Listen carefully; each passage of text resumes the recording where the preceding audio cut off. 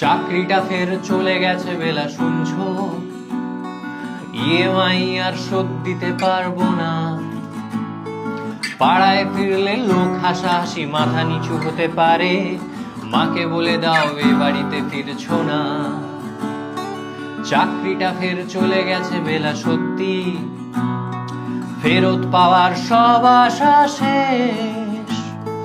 এ coat সে coat সব কোটে ছুটে জুটলো শেষে বদনাম, যোগ্য আমি সেটা কেউ বুঝলো না। এটা কি 2441139?